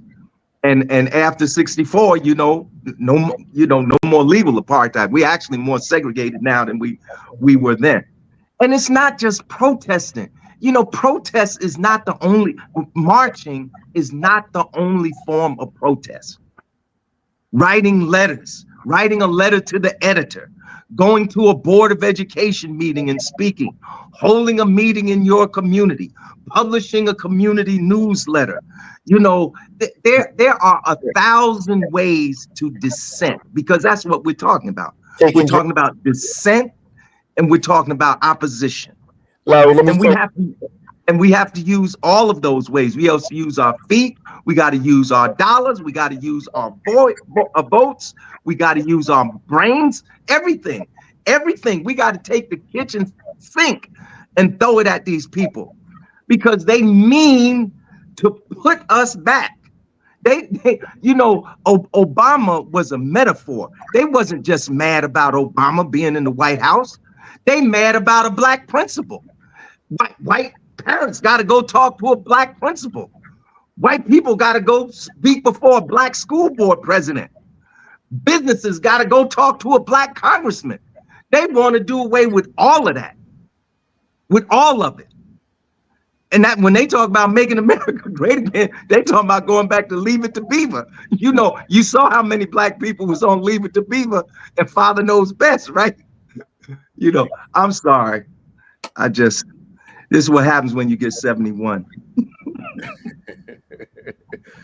I think it's on you, Doc. So jump on in here. Unmute yourself. Say that again, Kafela. No, I think I was on mute. we've been alternating. Yes, Okay. there are some comments in the chat about we need plans A, B, and C next week. I was just putting in the chat what I thought, some of the action items are, because I think a lot of times what happens is that we have very, very deep discussions, and then the people are not left with action plans. Like some folks need you to tell them what to do, right? They need the ABC. Some will take the information, say, okay, let me run with it. Some say, okay, I need a little bit more. So I was putting in the chat, get parents engaged in PTAs, engage Black males to teach, make sure children see themselves in the curriculum. I was just wondering what else would you guys want to. So I was trying to jump in to tell Larry, I was going to say to Larry, and use drug forfeiture money to take care of the children that you've taken the money from their parents. So I was fortunate enough to let them get me to take kids to Ghana, and we were hosted by President Kufura, and we took 36 kids overseas using drug forfeiture money. Now, I went and met with the prosecutor at the time, Clifford Minor. I said, listen, this money came from our community. It came from their parents. And let me have it back at the East Orange Police Department and take them out the country to change their trajectory. And now they're grown people and doing the same for their children, doing something very different. Yeah. Wow. That was brilliant. Yeah, absolutely. You know, let me go to Brother Darren. Before you do, Principal Ophelia, Yeah. let me ask this question to you all, because it differs state to state. Ms. Donna says that the school governance committee members that include community leaders, parents, teachers, etc., has placed much of what the PTA used to do. Some school governance committees work hand in hand with the PTA, which is a small group of people. Is that a new the governance committee, school governance committees? Yeah, that's probably a Georgia thing that she's Might be talking. a Georgia. Yeah. Well, it manifests itself differently in different states and different communities, right? I mean, in some communities, they call it PTSA. In some places, they call it the School Governance Committee. The fact of the matter is that in many places, but I can't speak to the rural experience because I haven't been out there, but I can speak to the urban experience. The fact is that in predominantly Black communities, parent participation is down. It's low. Even in our elections. I mean, look at the turnout in school board elections. Somebody tell me I'm wrong. It's like 3%. Right. 3% of the voters are voting in school board elections. If the students could all get together, they could take the school board election. You only need about 3,000 votes to get elected. You're in a city with 300,000 people, maybe let's just say, I'm just picking a number out of half, 150,000 registered voters, and the school, and less than 10,000 people vote in the school board election, or less than 20,000 people vote in the municipal election. That's a serious problem. It's a very serious problem. And then we're so weak at times when the state moves on us. I mean, when they created, DeLacy, help me, Dr. Davis, help me with this. When they passed the school takeover law, the state was only supposed to be in the school for 5 years. Is that right, Dr. Stallings? 5 years. They was in Newark for like 15 years. Yeah. It's about the actual law said 5 years. About 20 years. They stayed in Newark. This was an abrogation. Listen, this was an abrogation of our voting rights because it shows that voters are treated differently in different communities. You can't tell me that there are no poor performing white schools. Right. I refuse to believe it, but they don't take those schools over. They take over Black people's schools, which consequently in Black cities have almost billion-dollar budgets. Yes, sir. Yes, sir. Which leads me to believe that it's all about the money. So I was just saying in response to that it's different in different places, but the bottom line is that parent participation, particularly in the urban schools, is down. Now, there might be some schools where it's not down. There are always exceptions to the rule. But this is a serious, when voters don't look, school board budgets got to be passed annually. Right. When you go to the poll, we in the town that I live in, we elect the school board members. I mean, right now, you know, we have this whole charter school thing, and in some places, the charter schools get half of the public school budget. Is that right, Dr. Stones? Am I right on this? In some cases, many cases, yes, absolutely. Absolutely. Yeah. Hey, let me keep it moving because we get into that time. I want to go to Brother Darren. And I want to couch this in the full definition of Imani. Let me read that again for the fam out there. To believe with all our heart in our people, our parents, our teachers, our leaders, in the righteousness and victory of our struggle. Brother Darren, prior to September of 2004, I didn't know you. And I don't know if you knew me. I don't know if you even knew that I was born. But you showed up at a board meeting where I was being terminated because I stood up for my children, my students. I advocated for them, I fought for them, and it became a big news story. So I'm assuming you heard about me through the news. So Mtume said, if you're under my voice, be at the East Orange School Board meeting on September 22nd, 2004. You showed up, but I met you because you spoke. And when I think about, I've never forgotten that about you. When I think about my hearing probably every day of my life, I don't think there's a day that goes by that doesn't enter my mind. So, and I'll also couch it just for anybody that's listening that knows nothing about it. And I'm very proud of that day. I'm proud of the circumstances that got me there because I could have caved in and everything would have been all right. But I decided to stand direct, and I got in trouble for it. But here's my point, Darren. You came to a board meeting and spoke strongly and eloquently on my behalf that night, among the others that spoke. And my question to you, why did you do that? Great question, brother. I was the president at that time of New Jersey ACORN, which was the Association of Community Organizations for Reform Now.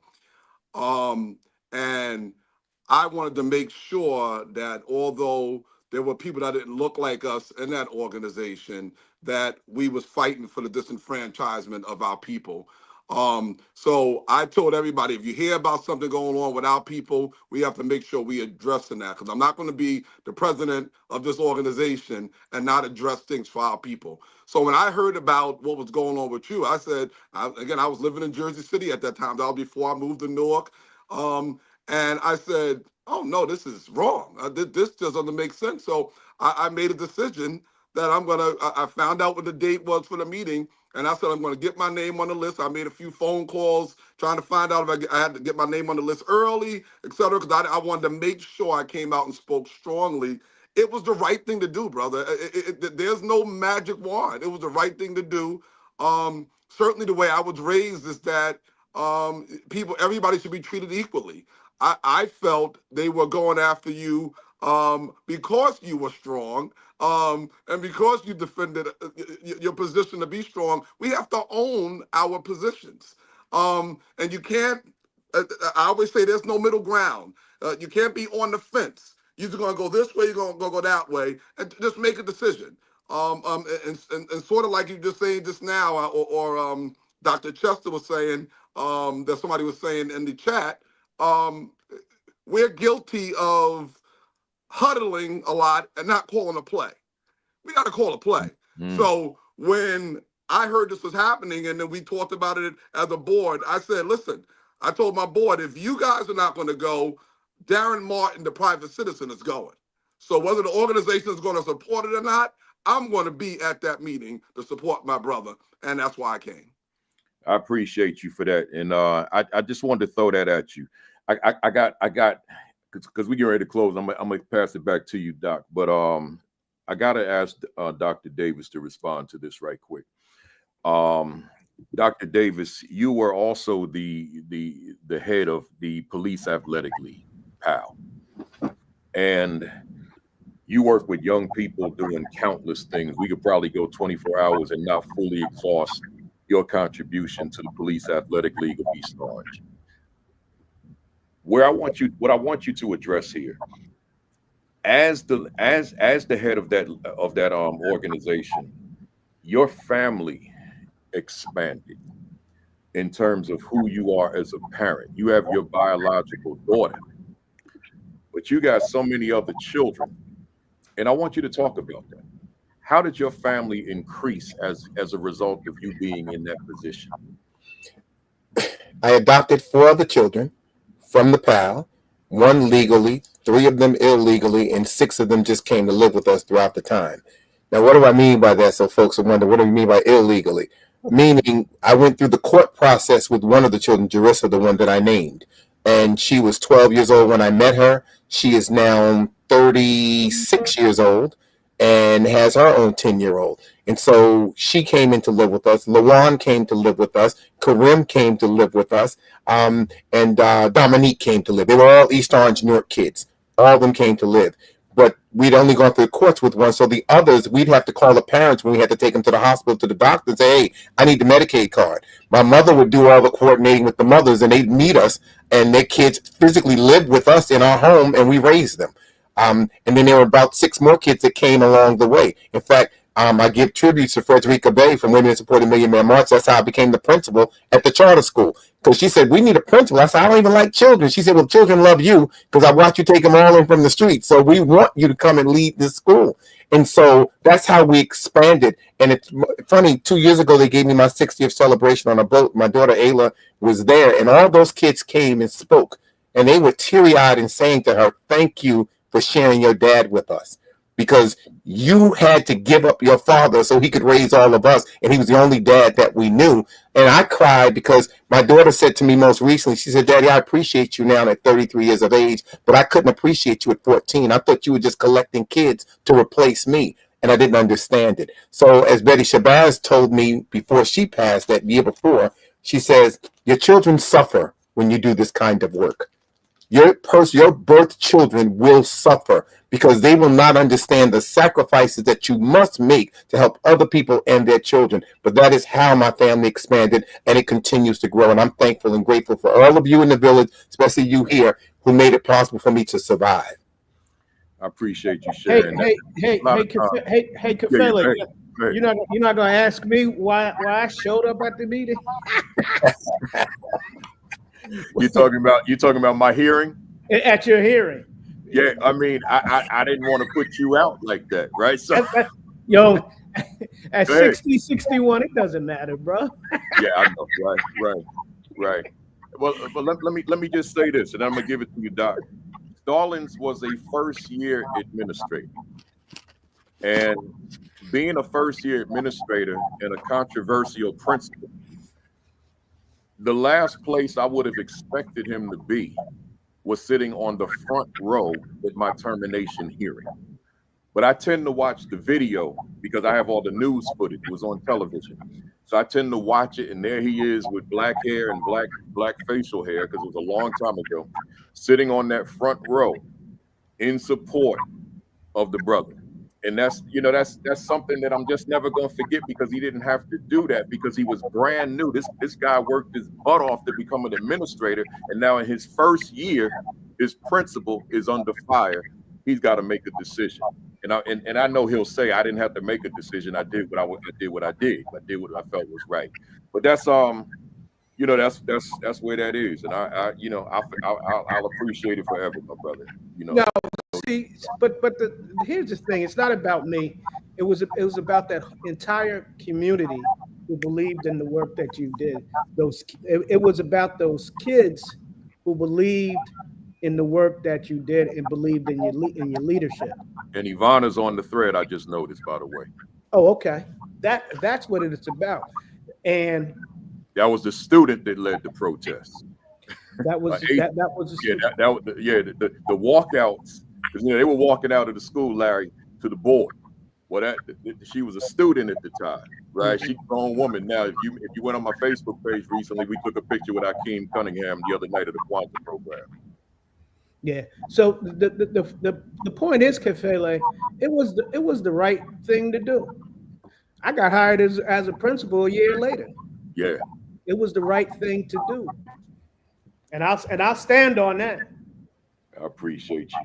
Hmm. Hey y'all, I hate, I shouldn't be saying this publicly when we got people watching, but I've been waiting for Luther for a long time. Right? So I ain't trying to stay here past 8 tonight. Any other night, I'll stay on here till 10, right?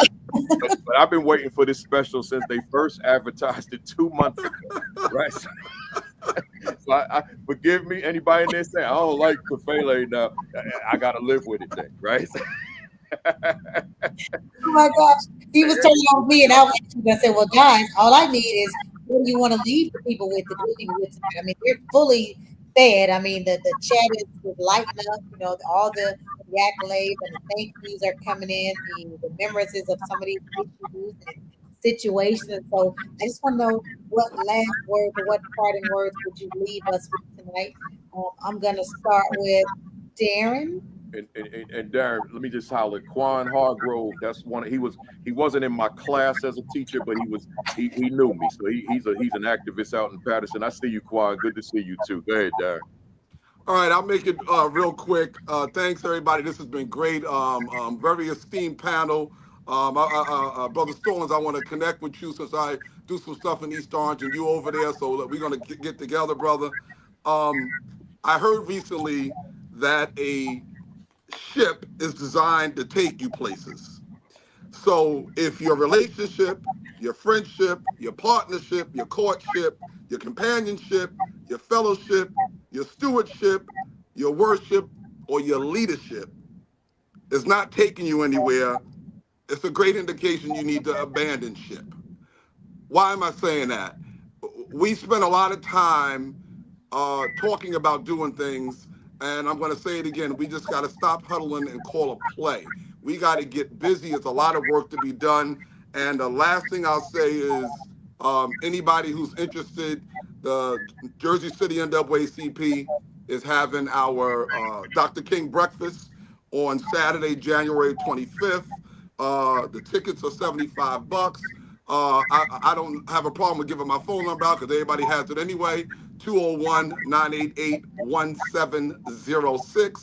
201-988-1706. If you want to see a great speaker, that's going to be none other than our ambassador of education, Principal Kefele, is our keynote speaker. You do not want to miss it. Of course, there'll be vendors there selling their goods and services, etc. But you need to come and check this out. Get in touch with me. Be there. Thank you. Dr. Stallings? Thank you for providing an opportunity for me to participate in this panel. I guess I'll be going to bed real late tonight because I'm all pumped up now. If I could leave a parting word, look, we gotta keep grinding. We gotta keep using these 7 principles as a pathway for our children. In the words of Adam Clayton Powell, keep the faith, baby. Keep the faith, baby. Dr. Davis? Sure, thank you. I think a couple of things. If you're in the paint on the basketball court, you can't give up the baseline. If you're on the football field and it's goal line defense, it requires you to put your entire body on the line.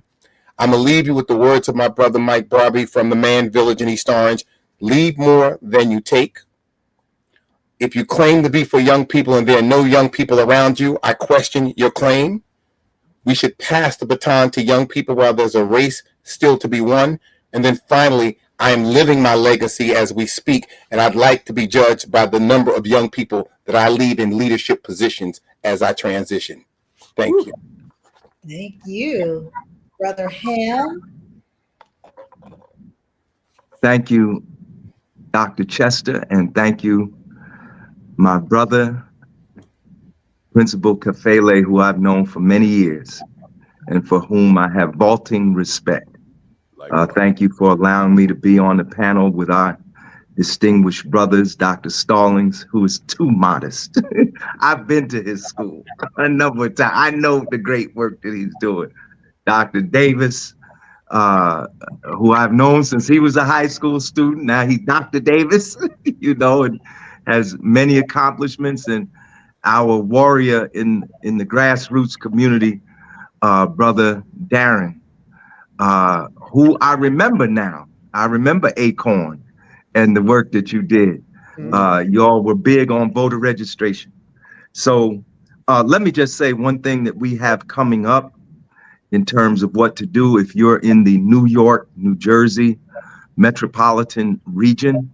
The People's Organization for Progress, together with 229 other organizations, we're having a Martin Luther King March of Resistance on Saturday, January 18th, starting 12 o'clock noon at the Martin Luther King statue in downtown Newark at 495 Dr. Martin Luther King Jr. Boulevard.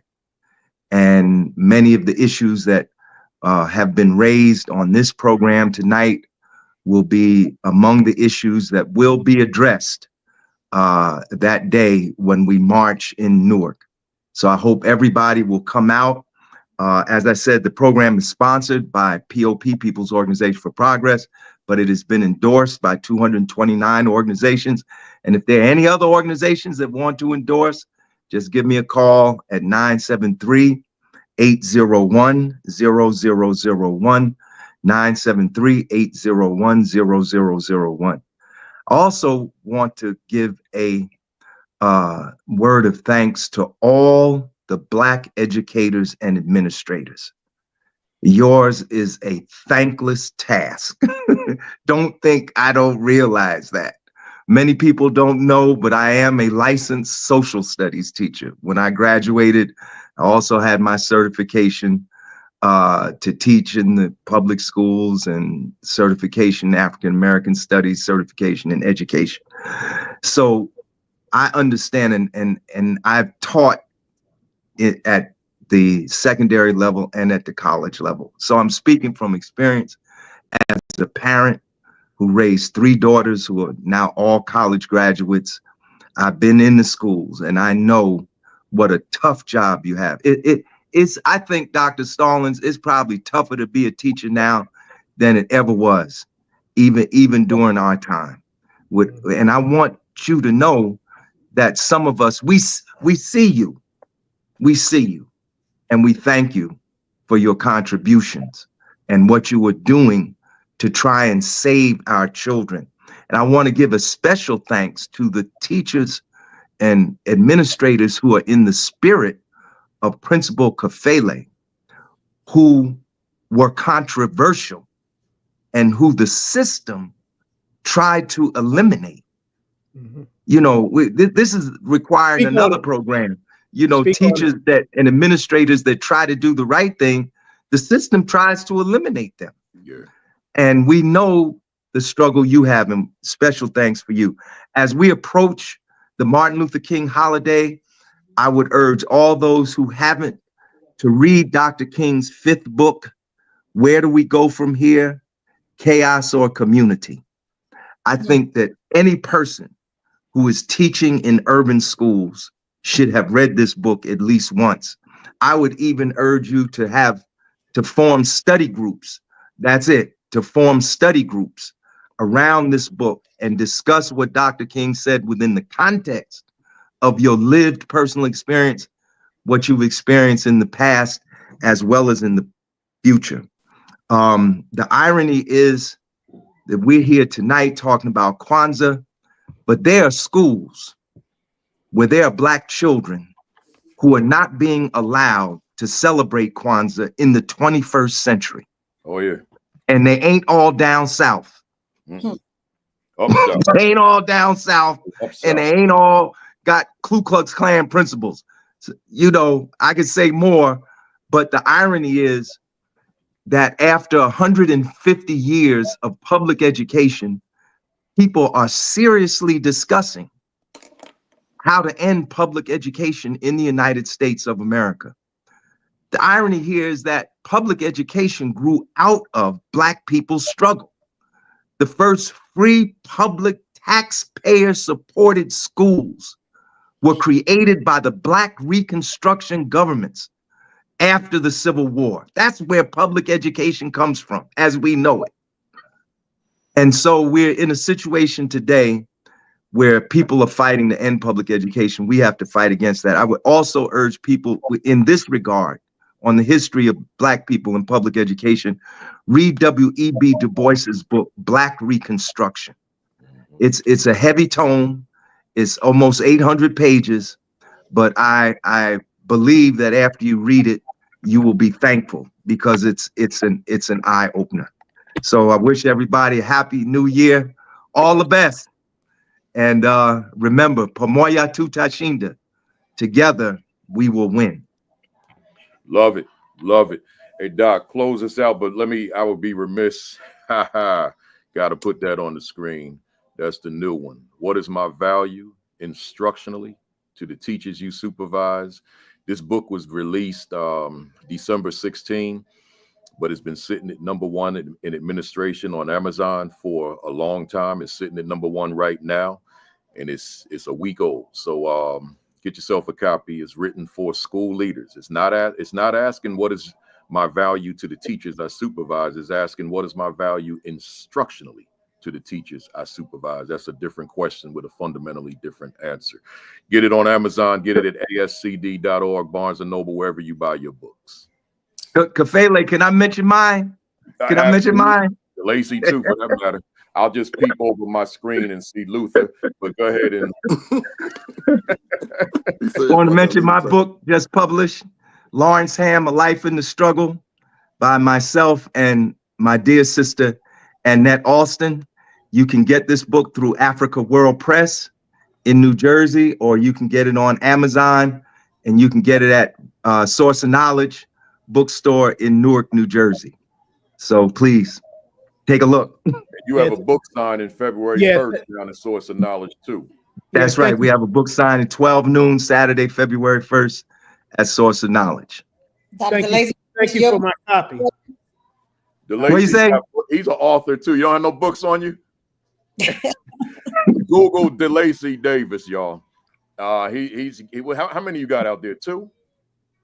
Yeah. Google DeLacy. I have them, but they're on the shelf over there. Or else I just pull it off the shelf. All right. Well, guys, we hope that you have enjoyed our 7-day virtual Kwanzaa celebration. Remember, this is about being reflective about what you did in 2024 to implement the 7 principles of Kwanzaa, and to start being introspective about what you want to accomplish in 2025, and making sure that you're intentional and strategic about implementing these principles. As we said a lot of times we get in these huddles and don't come out with plays. Here are 3 simple plays, guys, as community members, as educators, as activists in this work. Get parents engaged in PTAs, engage Black males to teach. Make sure children see themselves in the curriculum, right? And get involved in the affirmative action. Learn that for yourselves so that we can be educated as it relates to this Department of Education and what's happening with it. And so with that being said, guys, enjoy the rest of your night. Principal Kapele, enjoy Luther and all of those who will be watching, including myself. And we thank you guys. And thank you, esteemed guests, for joining us on our last night of Kwanzaa. You definitely did not disappoint. No. And I'm sure people will be being fed for weeks to come. So thank you. I got just so many more pages that I never got to. So when we have a part 2, we'll get to more of my stuff, right? I appreciate y'all, brothers, and I appreciate you too, Doc. Thank you. Thank you. I'll talk to everybody later because I'll be talking. Thank you all.